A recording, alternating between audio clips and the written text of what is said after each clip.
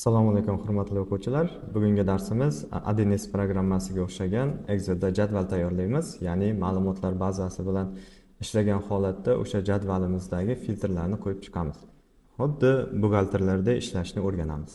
Unday bo'lsa, bugungi darsimizda ham boshlaymiz. Bugungi darsimiz 1S, ya'ni ADNS degan programmaga o'xshagan programma yasaymiz.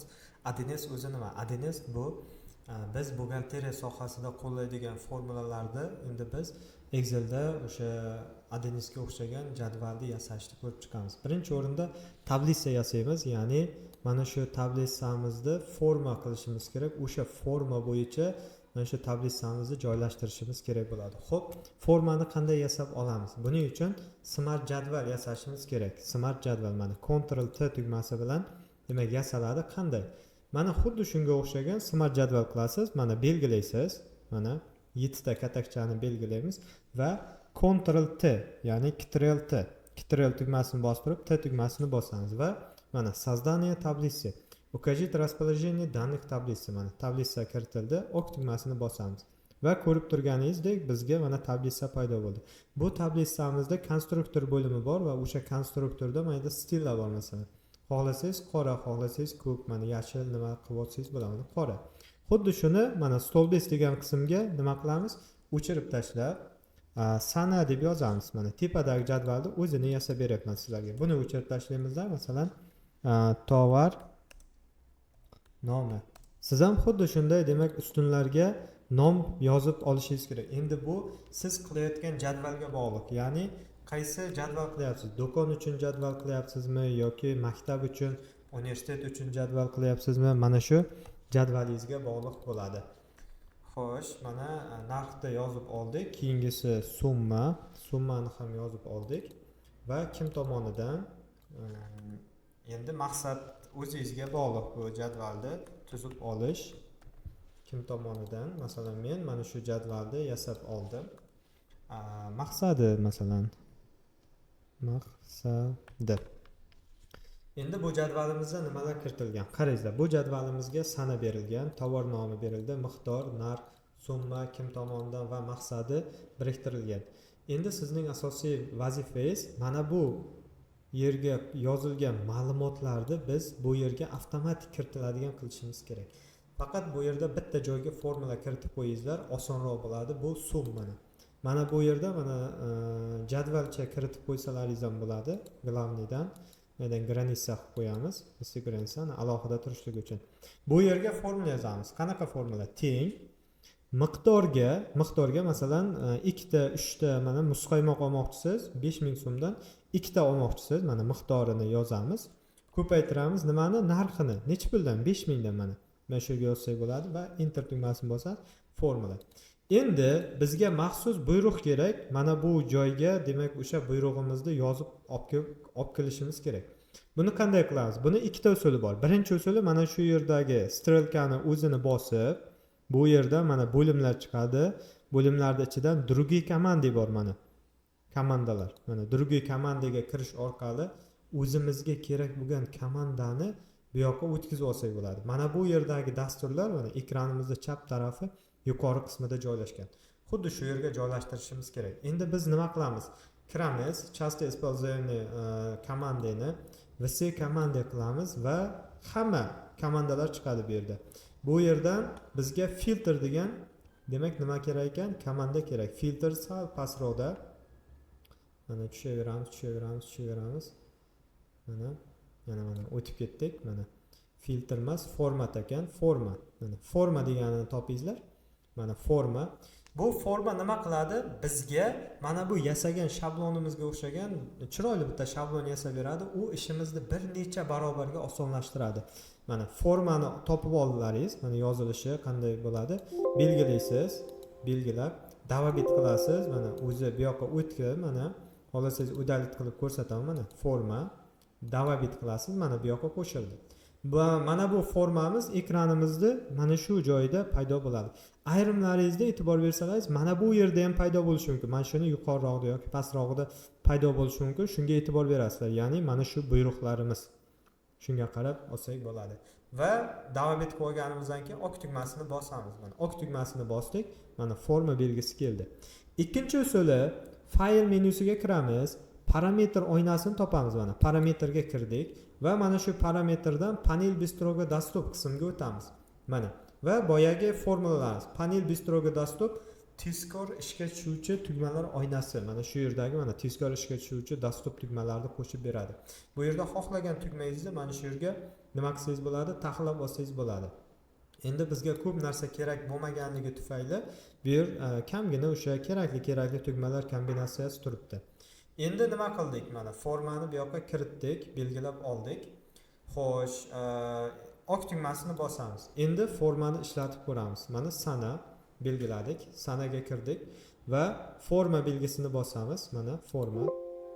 Mana e'tibor bergan bo'lsangiz, mana sana, tovar nomi, miqdori, narxi, summa lekin 0 bo'lib turibdi. Kim tomonidan maqsadi bilan kiritilgan. Sanaga bugungi sanani kiritamiz. Masalan, bugun 8-iyul 2025-yil 08.08.07.2025. Mana tovar nomi, masalan, nima olmoqchimiz? Mana smartfon olmoqchimiz. Smartfon. Xo'p, miqdori nechta olmoqchimiz? Masalan, menga 4 ta kerak. Narxini yozamiz. Narxini kiritamiz. Masalan, nech bo'l? Masalan, 1 million deylik. Xo'p, 1 million kiritdik. Mana narxi 1 million kiritdik va kim tomonidan berilishi kerak bu yerga? Bu yerga yozamiz. Masalan, Media Park deymiz. Media Park. Maqsad nima uchun? Sotuv deb yozib qo'yamiz. Sotuv. Va davom qilamiz va ko'rib turganingizdek mana shu forma bu yoqqa qo'shib berdi mana. 0807 smartfon miqdori, narxi, summasi, kim tomonidan sotuv hammasini qo'shib berdi. Yana elementlarni qo'shib ko'ramiz bu yerga.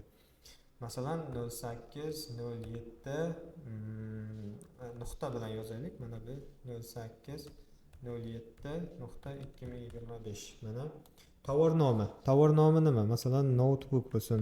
Notebook. Miqdori 5 dona bo'lsin. Narxi masalan notebook 2 million bo'lsin. Mana 2 million. Kim tomonidan kiritilgan? Kim tomonidan? Biz yozamiz. Masalan Media Park deb kiritamiz. Media Park. Maqsad nima? Maqsad o'sha sotuvga, bu ham sotuv uchun deb kiritib qo'yamiz va davom qilamiz. Notebook 5 ta nimasi kiritib oldik. Ikkinchi yana sanani kiritamiz. 08.07.2025. Tovar nomini kiritamiz. Tovar nomi nima? Masalan mashina deylik. Masalan Spark bo'lsin. Miqdori nechta? 3 ta. Masalan 20 million. 20 million bo'ldimi? Tak. 20 million bo'ldi va kim tomonidan? Masalan UzAuto deylik. UzAuto yoki GM deb ko'rsalaringiz ham bo'ladi. Endi maqsadi o'sha bu ham sotuv uchun mana. Davom et. Demak, xuddi shunday smartfon, notebook, Spark bularni demak nima qilib borsak bo'ladi? Biz qo'shib borsak bo'lar ekan umumiy holatda. Demak, aniqlab topib oldik. Endi keyingi qismga o'tamiz. Bizda mana bunday jadval yasa olasizlar. Birinchi o'rinda mana bu pastki qism mayli kerak emas, sizga shart bo'lmaydi. Pastki qismimiz delete qilib tashlasak ham bo'ladi yoki o'sha tatbiq qilgan holatda tozalab yuboramiz.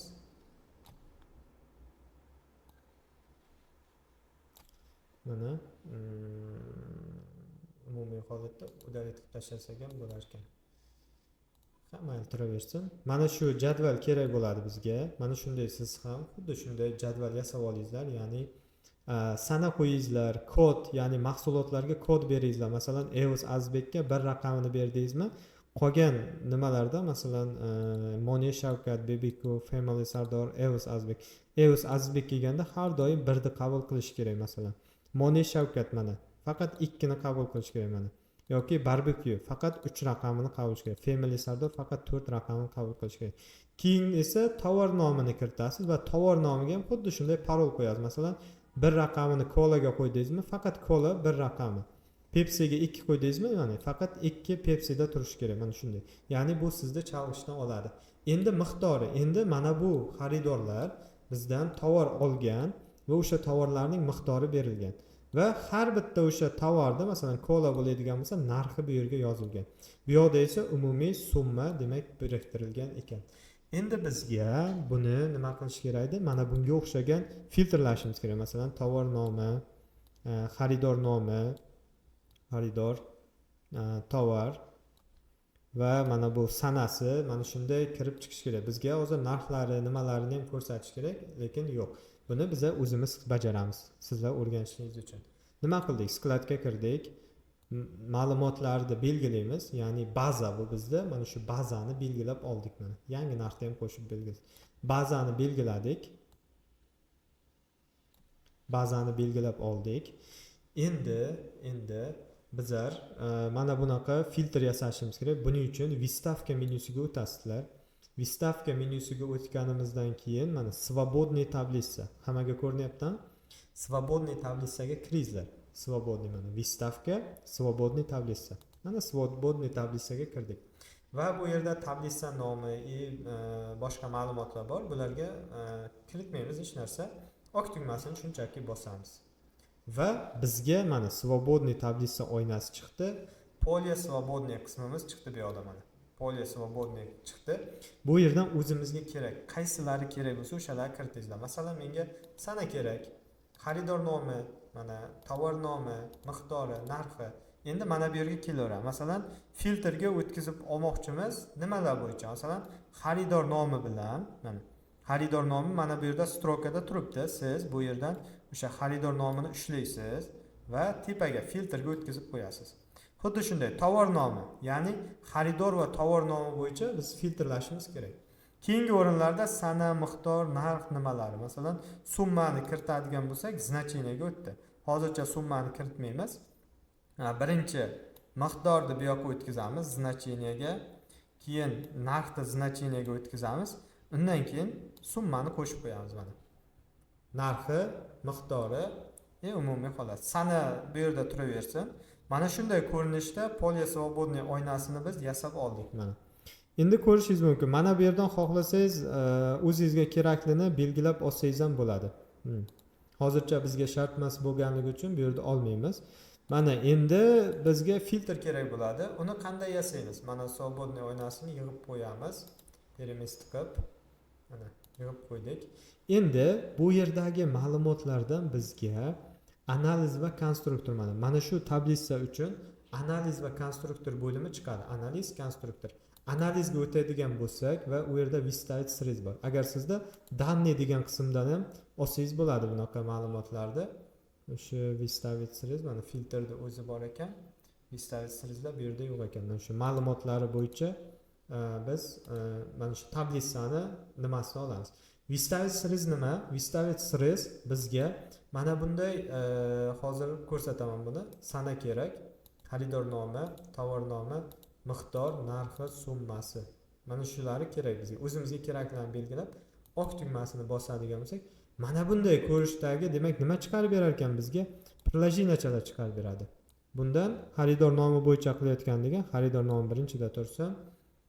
Keyin tovar nomi, tovar nomi tursin. Tovar nomidan keyin masalan narxi tursin. Mana tovarning narxi, tovarning miqdori va tovarning summasi. Mana oxiriga tovarni o'sha qabul qiladigan sanasini kiritib qo'yamiz. Endi nima qilamiz bu yerdan? Bu yerdan masalan menga baza bor edi, boya ko'rsatganimdek, mana bu yerda mana shu baza bor edi. O'sha baza bo'yicha nima kerak? Xodimda ma'lumotlari kerak bo'ladi. Endi u ma'lumotlarni mana bu yoqqa list 1 ga o'tkazib oldik. List 1 ga o'tkazib tayyor holatda turibdi. Faqat nima qilishimiz kerak buni endi? Bizlar nimaga qanday tarzda bog'lanayotganligini bilishimiz kerak. Qarangizlar endi. Family Sardorni belgilayman yoki Evos Azizbekni belgilaylik mana. Evos Azizbek bizda do'kondan kelib nima olib ketgan? o'shani bilishimiz kerak. Evs Azizbekni bosadigan bo'lsam, Evs Azizbek kola bilan Pepsi olgan. Narxi 10 ming so'm kolaniki, masalan Pepsiniki 11 ming so'm ekan. Koladan 10 dona olib ketgan, Pepsidan 50 dona. 10 dona uchun 100 ming bergan, 50 dona uchun 550 ming so'm. Nechinchi sanalarda 11-sentyabr va 15-sentyabrlarda olgan. Mana shu ma'lumotlarni umumiy holatda Evs Azizbek qayerdan olib beryapti bizga? Jadval qayerdan chiqarib beryapti? Albatta bu skaladdan. Mana bu yerdan ko'rasiz mana. Evs Azizbek kola olgan, miqdori 10 ta, narxi 10 mingdan 100 ming mana. Sanasi ham bor xohlasangiz 11-sentyabr. Yana nima qachon olgan? Pepsi olgan mana. Pepsi Evs Azizbek bu yerda 50 ta olgan, 11 mingdan 550 ming. 15-sana.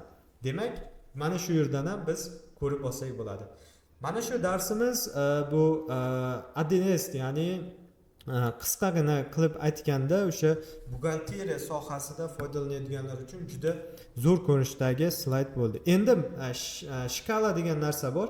Shkalani qayerdan chiqaramiz? Mana belgilaysiz, analizga o'tasiz va bu yerdan выставить временную shkala, o'sha vaqt shkalasini ham qo'ysangiz bo'ladi. Sanaga bog'liq holatda vaqt shkalasi mana. Mana bu yerga biriktirib qo'ysangiz bo'lar ekan. Demak, bu shkala bo'yicha mana shu demak nimalarda umumiy holatdagi ma'lumotlarni nima qilyapti? Saqlab turibdi. Demak, ko'rganingizdek, biz bugun ancha o'zimizga kerakli bo'lgan ma'lumotlarni o'sha Excelda o'rganib chiqdik. Xo'p. Bo'lmasa, vazifa bo'ladi sizlarga. Mana shularni hammasini o'zlaringiz demak nima qilasizlar? Yana qaytadan bir ko'rib, bajarib, tushunmagan bo'lsalaringiz yana qayta ko'rib, harakat qilingizlar mana shu natijani chiqarishga.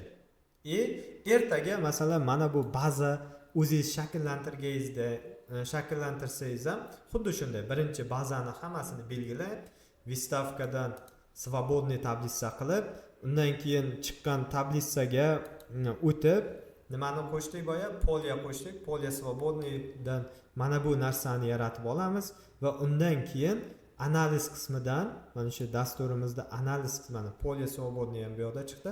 Analiz qismidan выставить срез va выставить временную shkalalarni bajarib olamiz. Mana ko'rib turganingizdek, ADNS dasturiga o'xshagan programma tuzdik, ma'lumotlar bazasi bilan ishladik va bu shablon asosida o'zingiz ham kompyuterda albatta yasab, buni qaytadan ko'rib chiqingizlar. Ya'ni amaliyot qismi juda muhim bizning darslarimizda. Bo'lsa, keyingi darsgacha ko'rishguncha.